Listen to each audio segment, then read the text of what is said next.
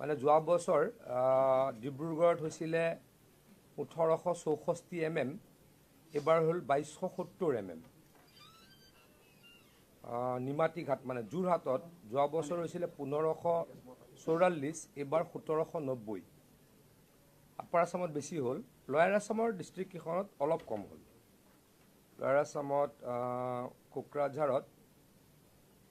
কোকৰাঝাৰটো বেছি হ'ল, কোকৰাঝাৰত বেছি হ'ল, বৰপেটা আৰু নলবাৰীত অলপ কম হ'ল। কিন্তু তাৰ হেৰিত মানে এটা আমাৰ ডাঙৰ এচিভমেণ্ট, এইবছৰ মাত্ৰ 3টা মথাউৰি ভাঙিছিলে গোটেই ছিজনটোত। আগতে মানে এভাৰেজত যদি আমি চাওঁ, মই এইখিনি ইনফৰ্মেল কৈ আছোঁ মানে মই লাইভ কৈ ইনফৰ্মেলি কৈ আছোঁ, গুচি গ'ল নেকি? মই ইনফৰ্মেল কৈ আছিলোঁ, হ'ব ঠিক আছে। গোস্বামী ডাঙৰীয়া দিলে, এখন দি দিয়ক। সন্মানীয় সাংবাদিক বন্ধুসকল, আজি জলসম্পদ বিভাগৰ কেইটামান ভাল খবৰ আপোনালোকৰ যোগেদি অসমৰ ৰাইজক জনাবলৈ আপোনালোকক আমন্ত্ৰণ জনালোঁ। এটা বহু চৰ্চিত বিষয় আজি প্ৰায় 3 বছৰ ধৰি বিভিন্ন সময়ত অসমত আলোচনা হৈ আছিলে।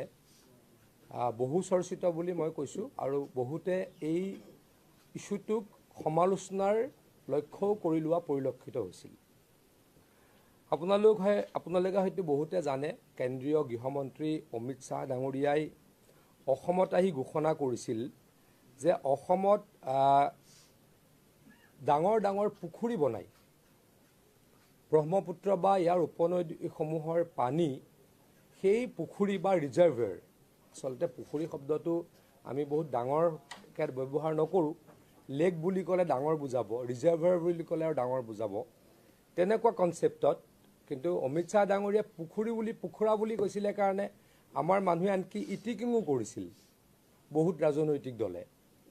কিন্তু মই আজি গৌৰৱেৰে ঘোষণা কৰিব খোজোঁ, আৰু মই কেন্দ্ৰীয় গৃহমন্ত্ৰী অমিত শ্বাহ ডাঙৰীয়াক অন্তৰৰ নিভৃত কোণৰ পৰা ধন্যবাদ জ্ঞাপন কৰিব খোজোঁ।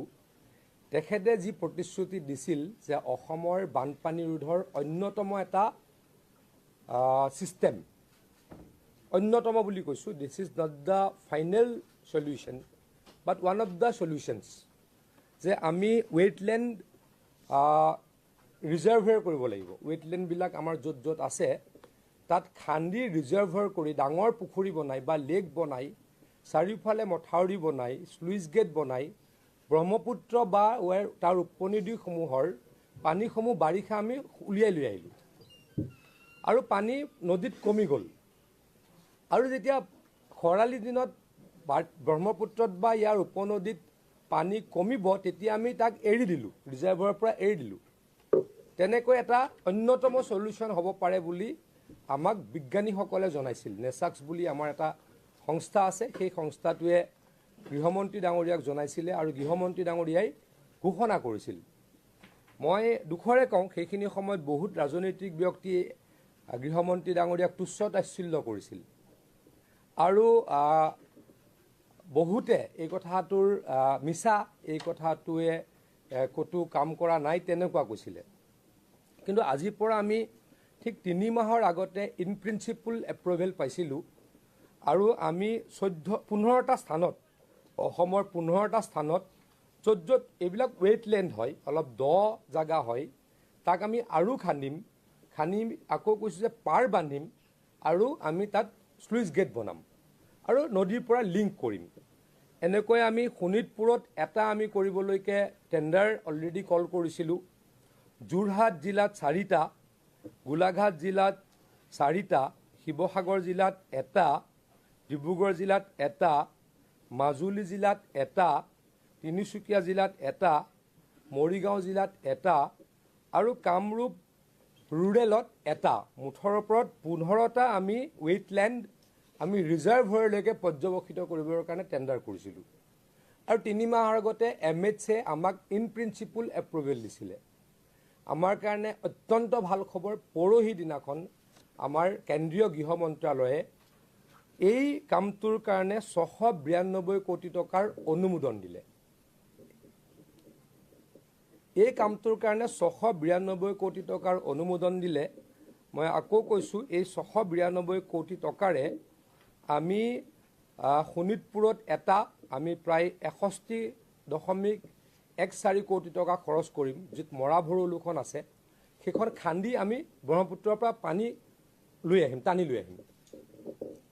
আৰু এইটো প্ৰকাণ্ড এটা লেক হ'ব, দেখিবলৈও ধুনীয়া হ'ব, বিউটিফিকেশ্যন হ'ব। আৰু কোনোবাই তাতে ডিপাৰ্টমেণ্টে পৰৱৰ্তী সময়ত মাছৰ খেতিও কৰিব পাৰিব। ইয়াত দুটা উপকাৰ আছে। এটাতো বানপানী কমিব, এই ৱেটলেণ্ডবিলাক দ হৈ যাব, আৰু ভৱিষ্যতে আমাৰ চৰকাৰে সেইসমূহ মাছ খেতিৰো উপযোগী কৰি তুলিব পাৰিব। এটা কথা মই অস্বীকাৰ নকৰোঁ, আমাৰ 15টা ৱেটলেণ্ড এনাফ নহয়, 15টা ৰিজাৰ্ভাৰ এনাফ নহয়। অসমৰ বানপানী নাইকিয়া কৰিবলৈ আমি 2-3টা মই ক'ম আপোনালোকক। এটা অন্যতম ছিষ্টেম হৈছে ৱেটলেণ্ড ডেভেলপমেণ্ট টু-ৱে ৰিজাৰ্ভাৰ। সেইটো আমি এতিয়া এই মুহূৰ্তত 15টা এই বছৰ কৰিম। অহা 1 মাহৰ ভিতৰত আমি ইয়াৰ শুভাৰম্ভণি কৰিম, আৰু ভৱিষ্যতে হয়তো যদি 300 বা 400 আমি কৰিব পাৰোঁ, অসমত পানীৰ সমস্যা একেবাৰে বহুখিনি নাইকিয়া হ'ব বুলি মই উপলব্ধি কৰোঁ। তাৰ লগে লগে আমি আৰু এটা কাম কৰি আছোঁ। আমি এই বছৰ যি নতুন মথাউৰি বনাম, সেইখিনি মথাউৰিৰে সৈতে ডক্টৰ হিমন্ত বিশ্ব শৰ্মা ডাঙৰীয়াৰ শাসনকালত প্ৰায় 900 কিলোমিটাৰ মথাউৰি আমি বনাবলৈ সক্ষম হ'ম। 47 চনৰ পৰা 2021 চনলৈকে অসমত 4,500 কিলোমিটাৰ মথাউৰি বনোৱা হৈছিল, আৰু আমি 5টা বছৰত 900 কিলোমিটাৰ মথাউৰি বনাইছোঁ। আৰু আমি এটা নতুন ছিষ্টেম কৰিছোঁ, আপগ্ৰেডেড ছিষ্টেম। আগতে মথাউৰিটো অকল মাটিৰে বনোৱা হয়। আমি এতিয়া মথাউৰি য'ত নতুনকৈ বনাওঁ, তাত আমি মথাউৰিটো বনোৱাৰ প্ৰথম যি ষ্টাৰ্টিং কৰোঁ, তাত আমি মেগা টিউব এটা লগাওঁ, 25 মিটাৰ এটা মেগা টিউব। তাত 20 ট্ৰাক বালি সোমাই যায়, আৰু সেইটোক পানীয়ে আৰু সহজতে উটুৱাই লৈ যাব নোৱাৰে। আৰু যেতিয়া সেইটো মাটি দি কাভাৰ কৰি দিয়া হয়, জিঅ' টেক্সটাইল কোম্পানীবিলাকে তাৰ জীৱন কয় 100 বছৰ, মই ভাবোঁ এটলিষ্ট 50 বছৰ থাকিব, যদি ৰ'দ নপৰে। আৰু সেই মথাউৰি 50 বছৰলৈকে মই ভাবোঁ, আমি বহুত এই বিষয়ে পৰীক্ষা নিৰীক্ষা কৰিছোঁ, সেই মথাউৰি আৰু ভাঙিব নোৱাৰিব। গতিকে ব্ৰিজ যদি নহয়, কাৰণ আমাৰ অলমষ্ট মথাউৰি আছেই, 4,500 কিলোমিটাৰ আগতে বনাইছিল, 900 কিলোমিটাৰ আমি এই 4.5 বছৰত বনালোঁ, আৰু 150 কিলোমিটাৰ মথাউৰি অসমত বনাবলৈ মাত্ৰ আছে। হয়তো হিমন্ত বিশ্ব শৰ্মা ডাঙৰীয়া আকৌ মুখ্যমন্ত্ৰী হ'ব, আকৌ তেখেতৰ দিনতে অসমত আনএম্বেংকমেণ্ট পৰ্চন নাথাকা হৈ যাব। কিন্তু মোৰ পৰৱৰ্তী কাম আমাৰ কি থাকিব, মোৰ নহয় আমাৰ, কাৰণ মই মন্ত্ৰী হৈ থাকোঁ নে নাথাকোঁ নাজানো। কিন্তু আমাৰ পৰৱৰ্তী কামটো কি হ'ব, আমাৰ যি পুৰণা মথাউৰি আছে, সেই মথাউৰিসমূহৰ কাষে কাষে এটা জিঅ' মেগা টিউব লে কৰি, আৰু যদি মাটি তাৰ ওপৰত দি দিয়া যায়, অসমত আৰু কেতিয়াও মথাউৰি নিছিঙিব। এইবাৰ মাত্ৰ 3টা মথাউৰি ছিগিছে, কিন্তু এই কামটো যদি কৰিব পৰা যায়, এটাও মথাউৰি নিছিঙিব, মথাউৰি নাভাঙিব। Then it would be a game changer for the state of Assam. বানপানী সমস্যাৰ কাৰণে আমাৰ কিমান অসুবিধা আমি সকলোৱে জানো, কিন্তু মই এটা কথা আনন্দৰে কৈছোঁ, হিমন্ত বিশ্ব শৰ্মাৰ ডাঙৰীয়াৰ নেতৃত্বত কাম কৰি অসমৰ যিসমূহ জিলাত বানপানী নাইকিয়া কৰিবলৈকে সক্ষম হৈছোঁ, তাত মানুহে এতিয়া 2টা নহয় 3টা খেতি কৰিবলৈকে সক্ষম হৈছে। আপোনালোকে যদি মৰিগাঁওলৈকে যায়, আপোনালোকে যদি মাজুলীলৈ যায়, আপোনালোকে যদি ধেমাজিলৈ যায়, আপোনালোকে যদি লখিমপুৰলৈ যায়, আপোনালোকে যদি তিনিচুকীয়ালৈকে যায়, নলবাৰীলৈকে যায়, আপোনালোকে গৈ দৰঙত যাওক, য'ত বানপানীৰ কাৰণে এটাও খেতি কৰিব পৰা নগৈছিল, এতিয়া 3টা খেতি হোৱা হৈছে। কেতিয়াবা আপোনালোকক মই ইন ডিটেইলছ দিম। মোৰ সমষ্টিৰে মই আপোনালোকক ক'ব পাৰোঁ, মোৰ সমষ্টিতটো হাজাৰ হাজাৰ বিঘা মাটিত মানুহে এতিয়া 3টা খেতি কৰা হৈছে। অকল মোৰ সমষ্টিত নহয়, মই মোৰ সমষ্টিত লাষ্টতহে কৰিছোঁ। মই প্ৰথম কাম কৰিছিলোঁ মাজুলীত, মই প্ৰথম কাম কৰিছিলোঁ মন্ত্ৰী হৈ ধেমাজিত, লখিমপুৰত, তিনিচুকীয়াত। এইবিলাক জেগাত বানপানী নোহোৱা হ'ল। আজি এটা কথা মই দাবী কৰিব পাৰোঁ, অসমত 70% বানপানী এতিয়া নাই। আপোনালোকক মই এটা চিট দিম, যোৱা বছৰতকৈ আপাৰ আছামত বৰষুণ বেছি হৈছে, কিন্তু ক'তো এবাৰ ডাঙৰ বানপানী নাই। এই যে 900 কিলোমিটাৰ মথাউৰি মাৰিলোঁ, তাৰ কাৰণে ইনাণ্ডেশ্যন নোহোৱা হ'ল। আৰু মথাউৰি য'ত ছিঙে 15 দিনৰ ভিতৰত কমপ্লিট কৰোঁ। আগতে কেনেকুৱা আছিলে, মথাউৰি যদি ক'ৰবাত ভাঙে 6 মাহৰ পৰা 8 মাহলৈকে সেই মথাউৰিটো বান্ধিব পৰা নগৈছিল, ছিষ্টেম নাছিলে। কিন্তু আজিকালি আমি কি কৰোঁ, 15 দিনতে মথাউৰিটো বনাই দিওঁ। মথাউৰিটো যেতিয়া ভাঙে তাৰ 3 দিনতে আমি মথাউৰিৰ মেৰামতি কৰি দিওঁ, মেগা টিউব পেলাই দিওঁ, মাটি পেলাই দিওঁ, ইটছ ডান। আগতে কি হৈছিলে, য'ত মথাউৰি ভাঙিছিল, ধৰি ল'লোঁ জুন মাহত এটা মথাউৰি ভাঙে, জুন মাহত মথাউৰিটো কমপ্লিট নকৰে, ফিল আপ নকৰে। জুন, জুলাই, আগষ্ট, ছেপ্টেম্বৰ, অক্টোবৰলৈকে 6 মাহ পানী সোমাই থাকে, অঞ্চলটো ধ্বংস হৈ যায়। এতিয়া আমি এনেকুৱা ছিষ্টেম ডেভেলপ কৰিলোঁ যে আমাৰ প্ৰত্যেক জিলাই জিলাই মেগা টিউব থাকে, প্ৰত্যেক জিলাই জিলাই আমি মাৰ্চতে পঠাই দিওঁ। জিঅ' বেগ থাকে, চেণ্ড বেগ থাকে, ইচি বেগ থাকে, পৰ্কুপাইন থাকে, আৰু ক'ৰবাত যদি ব্ৰিজ হয় very second day we can start the field of work, filling work. আমি এনেকৈ ডিপাৰ্টমেণ্টটোক আগতকৈ যি কি নহওক সলনি কৰিবলৈ কিছু প্ৰয়াস কৰিছিলোঁ আৰু কিছু সফলো হৈছোঁ। এতিয়া মোৰ আৰু এটা কথা ক'ব লগা আছে, এই বছৰ আমি যথেষ্টখিনি কাম কৰিব পাৰিম।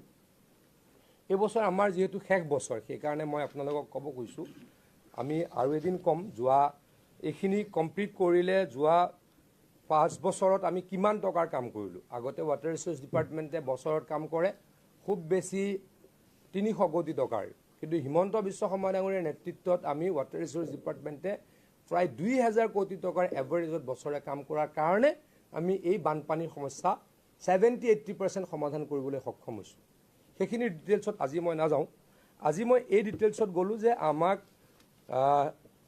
সন্মানীয় দেশৰ গৃহমন্ত্ৰী ডাঙৰীয়াই প্ৰতিশ্ৰুতি দিয়া ধৰণে বৰ্তমান আমাক ফাৰ্ষ্ট ফেজত 692 কোটি টকা দিলে, যাৰ আমি 15টা ৰিজাৰ্ভাৰ বনাবলৈ আমি ইতিমধ্যে টেণ্ডাৰ কল কৰি থৈছোঁ আৰু 1 মাহৰ ভিতৰত কাম আৰম্ভ কৰাই দিম। এইবছৰ আমি ADB স্পনচৰ্ড, ADB মানে ADB আমাক এনেই টকা নিদিয়ে, আমাৰ চেণ্ট্ৰেল গভৰ্ণমেণ্টে লোন লয়, 80% চেণ্ট্ৰেল গভৰ্ণমেণ্টে দিয়ে, 20% ষ্টেট গভৰ্ণমেণ্টে দিওঁ, তেনেকৈ আমাৰ কাম চলি আছে। এইবছৰ আমি প্ৰায় 1300 কোটি টকাৰ কাম কৰিম, 1300 কোটি টকাৰ আমি কাম কৰিম। তাৰে ধেমাজিত আমি প্ৰায় 32 কিলোমিটাৰ নতুন মথাউৰি বনাম, মই কেইটামান কৈছোঁ। আমাৰ যোৰহাটত 8 কিলোমিটাৰ আমি খুব ভালকৈ প্ৰটেকশ্যন কৰিম ব্ৰহ্মপুত্ৰত, অল ডিজাৰ ইন ব্ৰহ্মপুত্ৰ।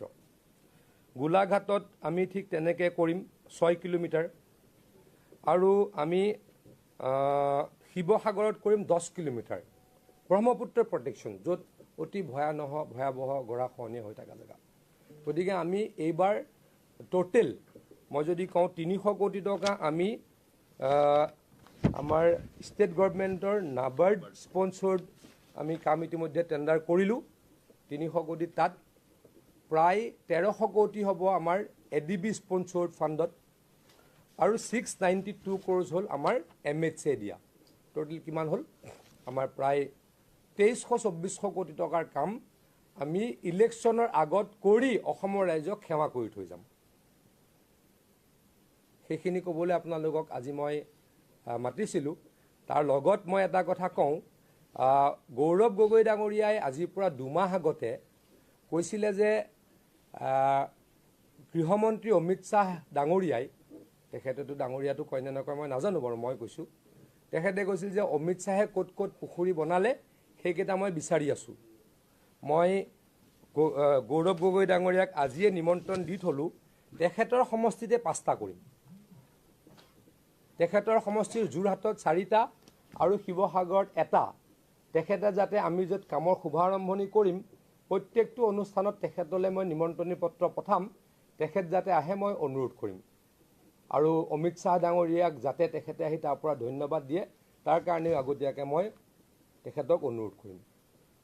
আৰু এটা কথা, এই কথাটোৰ যোগেদি আমি প্ৰমাণ কৰিছোঁ, যোৰহাটত সাংসদ হৈছে সন্মানীয় গৌৰৱ গগৈ ডাঙৰীয়া, তেখেতৰ সমষ্টিত আমি কামৰ কাপন্য কৰা নাই।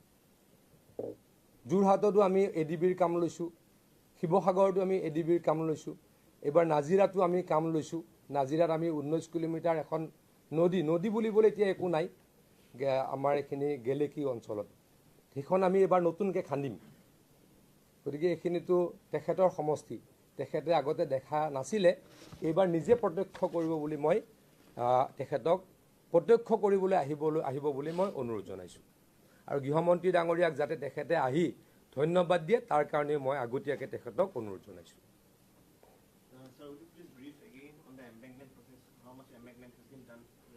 So far, we have completed almost around 900 kilometers in this government. Earlier, from 1950, I think Assam government completed around 4,500 kilometers. But only within these 5 years, we have completed 900 kilometers of new embankments. Rest, we will have 160 kilometers unembankment portion. Probably in the next 10 years of Himanta Biswa Sarma Dangoria's government, it will be completed.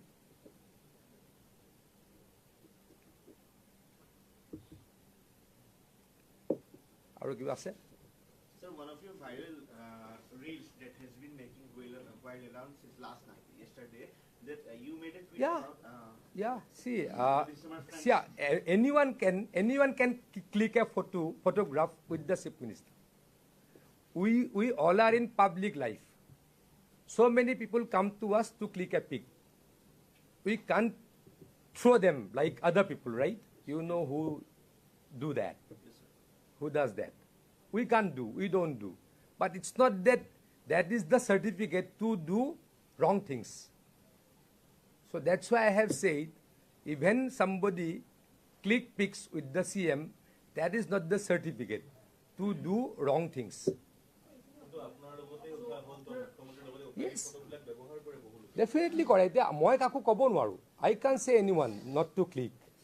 এতিয়া আপোনালোকে ক'ব এইটো অহংকাৰী মানুহ কোনে গতিয়াই দিয়ে আপোনালোকে জানি আমিতো গতিয়াই দিব নোৱাৰো হিমন্ত বিশ্ব শৰ্মা ডাঙৰীয়া দিনটো হাজাৰটা মানুহৰ লগত ফটো তুলে তেওঁলোকে আজিলৈকে কেতিয়াও কাকো কোৱা নাই মোৰ লগত ফটো তুলিব নোৱাৰিব আৰু যিকেইজনৰ কথা যিকেইজন ব্যক্তিয়ে বেছিকৈ কৈ আছে তেওঁলোকৰ লগতো সেই ব্যক্তিসকলৰ ফটো আছে মই সেইবিলাক ৰাজনীতিকৰণ কৰিবলৈ নাযাওঁ আজি মই জুবিন গাৰ্গ ডাঙৰীয়া আমাৰ মাজত নাই তেখেতৰ মৃত্যুৰ বিষয়টো লৈ ৰাজনীতি কৰাৰ পৰা আমি দূৰত আছো কোনে কৰিছে আপোনালোকে দেখি আছে যিকেইজনে এইবিলাক কথা কৈ আছে যিকেইজনে ফটো দেখালে আপোনালোকৰ আগত তেওঁলোকৰ ফটোটো তেওঁলোকৰ লগত আছে যিকেইজন ব্যক্তিয়ে মুখ্যমন্ত্ৰী ডাঙৰীয়াৰ ফটো দেখালে শ্যামকানু মহন্তৰ লগত সেইকেইজন ব্যক্তিৰটো ফটো আছে নাই জানো তো হি দ্যাট ইজ নিজে নিজফালে জগত ভাল he that is one things all are so' গতিকে নিজে ভাল থাকিলে ভাল তেওঁলোকৰ লগতো শুনা পদুকা তেওঁলোকে লোকক কিয়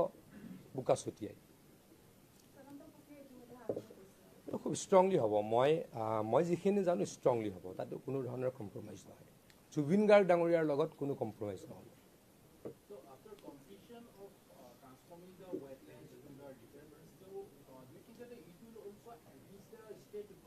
Definitely, it will be a big,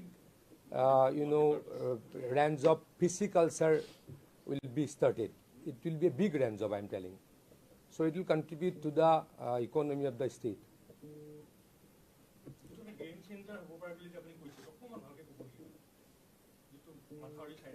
তাৰমানে আমি কৰি আছোঁ আমি এতিয়া আপোনালোকে যদি যায় পহুমৰা নদী বজালিত এখন নদী আছে পহুমৰা নদী পানী আহে কুচিয়াৰা যেতিয়া খুলি দিয়ে কুৱেচি না আমাৰ হেৰিত ভূটানৰ কুৰেচি বান্ধ যেতিয়া খোলে প্ৰত্যেকবাৰে সেই নদীখনত কি হয় ব্ৰিজ হয় মথাউৰিত আমি কি কৰিলোঁ 16 কিলোমিটাৰ তাতে প্ৰথম পাইলট প্ৰজেক্টটো কৰিছিলোঁ 3 বছৰ আগতে তাতে পাইলট প্ৰজেক্টটো কৰিছিলোঁ তাতে আজি 2 বছৰ তাতে ব্ৰিজ হোৱা নাই মই প্ৰথম 3 বছৰ যেতিয়া মন্ত্ৰী হ'লোঁ প্ৰত্যেক বছৰে ব্ৰিজ পালোঁ পহুমৰা নদীত আমি তাত মেগা টিউবৰ প্ৰটেকশ্যনৰ পাইলট প্ৰজেক্ট কৰিলোঁ 16 kilometre both the way now it is okay last যোৱা 2 বছৰ তাতে ব্ৰিজ হোৱা নাই যদি মই আকৌ কৈছোঁ নতুনখিনিতো আমি জিঅ' মেগা টিউব লগাই আছোঁ নতুনখিনিত আমি মেগা টিউব লগাই আছোঁ নতুন য'ত মথাউৰি বনাইছোঁ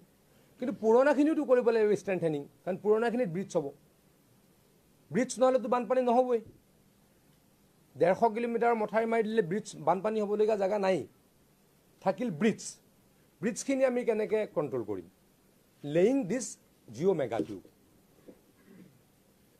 তো তাতে আমাৰ অসমত বহুতো নহয় এইবছৰ আমি যিমান যোৱা 5 বছৰত ফাণ্ড খৰচ কৰিছোঁ সিমান যদি অহা 5 বছৰত আহিবলগা চৰকাৰখনে কৰে Assam will be a flood free state I can guarantee it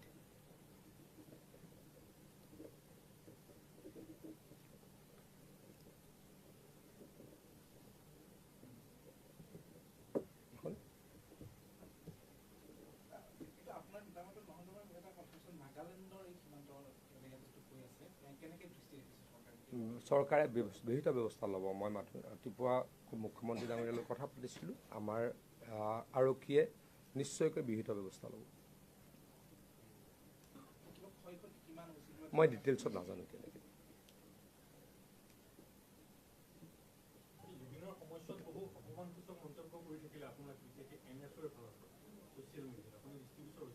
চাওক এইটো মোৰ কাৰণেতো অত্যন্ত দুখৰ কথা আমি অসমত এনেকুৱা এখন ছ'চাইটিত বাস কৰোঁ আমি কেতিয়াও মইতো মোৰ ফিল হোৱা নাছিলে যে মই কোন কমিউনিটিৰ কোন কাষ্টৰ মোৰতো ফিল হোৱা নাছিলে কেতিয়াও কিন্তু কংগ্ৰেছে এনেকুৱাকৈ মোক এটেক কৰিলে তাৰ কাৰণে মই অত্যন্ত দুখিত মোক মাছ বেপাৰী বুলি কোৱাত মই বেয়া পোৱা নাই কিন্তু মাছ বেপাৰ কৰা বাকীসকল মানুহক যে অপমান কৰা হ'ল সেইটোত মোৰ দুখ আৰু মাছ বেপাৰটো যদি একো বেয়া বেপাৰ হ'ব নোৱাৰে মই মৎস্যজীৱী মই অসমৰ কেবিনেট মন্ত্ৰী হৈও এতিয়াও মৎস্যজীৱী সেইটোলৈ মই গৌৰৱ কৰোঁ মোৰ পৰিয়ালৰ 100 বিঘাতকৈ ওপৰত পুখুৰী আছে সেইটো মোৰ bread and butter that is the source of my bread and butter আৰু সেইটো হোৱাইটত আছে 2011 চনত যেতিয়া মই ইলেকশ্যন খেলিছিলোঁ 2011 চনৰ মোৰ এফিডেভিটত আছে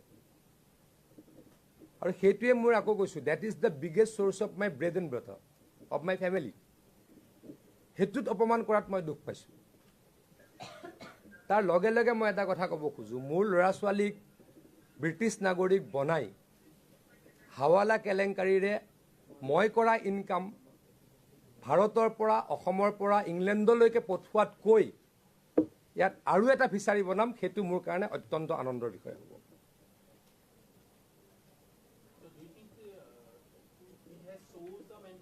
Yes, it has shows the mentality of Congress party. They are anti-scheduled caste. I didn't want to say because we live in this kind of a society, particularly in Assam, we don't feel difference. আমি কেতিয়াও difference feel কৰা নাই কোন নাজানোৱে আমি কোনো কথাই নাপাতো আমি আমাৰ ইয়াতে বহি থকা কোনোবাই কথা পাতো নেকি তই কি কাষ্টৰ তোৰ কোন কমিউনিটি আমি পাতো নেকি we don't talk In Assamese society, we hardly talk. But Congress has started this low level of politics. Congress anytime এখন কি লৈ থাকে আম্বেদকাৰ ডাঙৰীয়াৰ সংবিধান লৈ থাকে সংবিধানক অপমান দলিতক অপমান কৰি তেওঁলোকে এইটো কথা অসমত প্ৰুফ কৰিছে যে তেওঁলোক এন্টি শিডিউল কাষ্ট মোৰ কাৰণে I am a proud fishermen Seriously, I am a proud fisherman. It was my father's profession. I have inherited. মোৰ দেউতাই কৰিছিল মই ইনহেৰিট কৰিছোঁ কেইজনে কৰিছে আৰু আজিকালি অকল শিডিউল কাষ্ট মানুহে মাছ বেপাৰ কৰে নেকি মোক বহুত ল'ৰাই হোৱাটছআপ দিছে দাদা আমি কলিতা আমি অমুক আমিও মাছ ব্যৱসায় কৰোঁ আমাকো কিয় ক'লে বিজনেছ আৰু আই এম এ প্ৰাউড ফিচাৰমেন মই কেতিয়াও লুকুৱাই নাই it is in my 2011 elections affidavit আৰু ভাল ইনকাম কৰোঁ তাৰ পৰা শুদ্ধ ইনকাম মোৰ ঘৰ চলাবলৈ সেইখিনি এনাফ তাৰ পাছত কংগ্ৰেছে মোক কয় মাছ বেপাৰী that is the low level of politics I haven't seen till date of my career মোৰ প্ৰায় 25 বছৰ ৰাজনীতি কৰাৰ সময় হৈছে 25 বছৰ নহয় 27 বছৰ ৰাজনৈতিক কেৰিয়াৰত এনেকৈ ল' লেভেল এটেক মই কেতিয়াও মোক কোনোবাই কৰা মই দেখা নাছিলোঁ and it is done by Congress party that it shows they are anti-scheduled caste Congress party is anti-scheduled caste they have dropped this from their Twitter handle but they haven't apologized it means they are again I am telling they are anti schedule caste but মোৰ ক'বলৈ বেয়া লাগে মই কিয় নোকোৱাকৈ আছিলোঁ আমি এইবিলাক ছ'চাইটি এনেকুৱা ছ'চাইটিত আমি নায়েই আমি সকলোৱে একেলগে থাকোঁ আৰু এইটো কেতিয়া ষ্টাৰ্ট হৈছে গৌৰৱ গগৈ ডাঙৰীয়া সভাপতি হোৱাৰ পৰা এইটো ষ্টাৰ্ট হৈছে কংগ্ৰেছতো আগতেতো নাছিল কংগ্ৰেছৰ কোনো লিডাৰটো এনেকৈ কেতিয়াও কাষ্ট কমিউনিটি কাষ্টিয়াছ এটেকটো কৰা নাছিলে when it is started when Gaurav Gogoi has become the president of Congress Party of Assam তেখেতৰ পৰা মই উত্তৰ বিচাৰিছিলোঁ উত্তৰ দিয়া নাই তেখেতক টুইটাৰত টেগ কৰি মই ৰিকুৱেষ্ট কৰিছিলোঁ ইউ প্লিজ এনচাৰ বুলি ইউ প্লিজ ৰিপ্লাই বুলি তেখেতে নকৰিলে ইট মিনছ আকৌ কৈছোঁ তেখেতলোক এণ্টি শ্বেডিউল কাষ্ট তেওঁলোক এণ্টি শ্বেডিউল কাষ্ট নহয় এণ্টি অসমীয়া আচলতে কংগ্ৰেছ পাৰ্টি এণ্টি অসমীয়া কংগ্ৰেছ পাৰ্টি এণ্টি ভাৰতীয় অকল বাংলাদেশী মিয়াৰ ছাপৰ্টৰ বাহিৰে তেওঁলোকে বেলেগ কথা ভাবিব নোৱাৰে তেওঁলোক অকল শ্বেডিউল কাষ্ট এণ্টি নহয় এণ্টায়াৰ অসমীয়া সমাজখনৰ তেখেতলোক এণ্টি তেখেতলোকৰ পৰা কিবা ক্ষমাসূচক কিবা বাৰ্তা পাম বুলি মই নাভাবোঁ